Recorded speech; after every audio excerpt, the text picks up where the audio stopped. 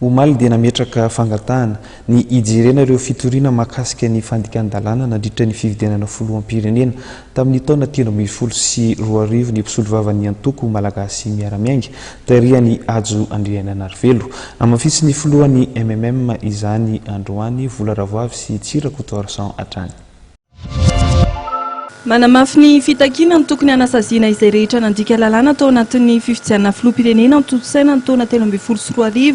ny filohan'ny malagasy miaramiainga Andriananarivelo Ajo izay anisan'ny kandidat 13 mifaninana tamin'ny fihodinana voalohany. Nosoritany fa ny tsy fanarahan-dalàna mbola mibana eto amin'ny firenena ary ho azy dia tokony handray ny andraikitra amin'ny fitsarana mpanasazy. Mitakatra any koa ny sy ny fifidianana melon'ny fotoana ny MMM. Matoa zay mangataka ny fifidianana melon'ny fotoana tsy midika akory zany fa dia fifidianana io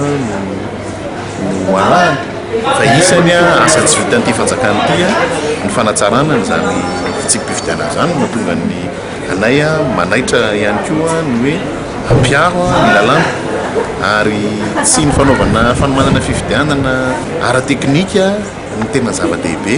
fa ny fanomanana fifidianana madio sy mangarara izay teneninay hoe ilaina ny fiaraha-miasa aminareo communauté internationale fa tsy anareo kosa ny mametraka ny calendrier ny tokony fifidianana malagasy mpitonga azy zany hoe ny fifidianana dia raha mikarakara mila fiaraha-miasa fa tsy nareo kory ny safidy ny mpitonga eto Madagasikara zay ngambany tsy mety eo amin'ny filaminana firenena kosa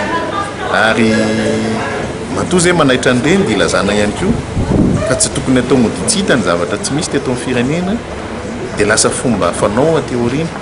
inona moa ny fifidianana lamina sy ampilamina ny firenenao ireo nangala-bato nanodikodina ny vato tamin'ny fotoan'androny